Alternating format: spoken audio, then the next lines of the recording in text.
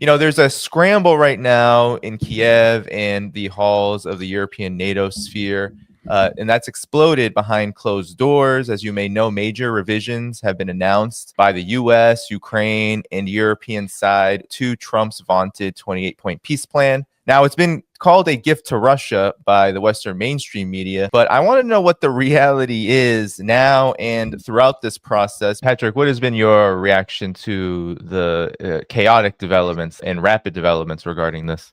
I think at first it's made great headlines. It's made a great splash, but so has the Anchorage meeting. The prospect of a Budapest meeting made a huge media splash, got great traction. And this is obviously bigger than both because it seems to be final. I think this has a lot to do with the news cycle before Christmas. If the priority is driving the media cycle and then having everyone react to it, which this president has proven beyond a doubt that he is a master of, that's exactly what he's done. And so everybody has to kind of conform, play catch up. You start off in the sort of pole position on this. But the problem is this type of, quote, deal making is not compatible with international relations as it's known historically. And so we see this time and time again. The Trump administration believes that they can rewrite the book on diplomacy in this case and the other conflicts we can talk about as well, but especially for this one, when in reality, to put together anything of this level of sophistication, considering the scale and the gravity of a conflict like this would require, I don't know, 1, 2, 3 rounds of negotiations, intensive work behind the scenes with teams. It's not all done by a committee publicly. Then that's in preparation of a summit where potentially a deal can be signed. And that includes all the contingencies of everything that could possibly go wrong and what the fallback positions are and so forth. That stuff takes months, if not years in some cases. Trump, in his infinite wisdom, believes that he can do it on the back of a cocktail napkin, run it out his media arms, and then have everybody react to it. I'll put a positive spin on a couple of things. One is it seems like there's an acknowledgement of some of the main issues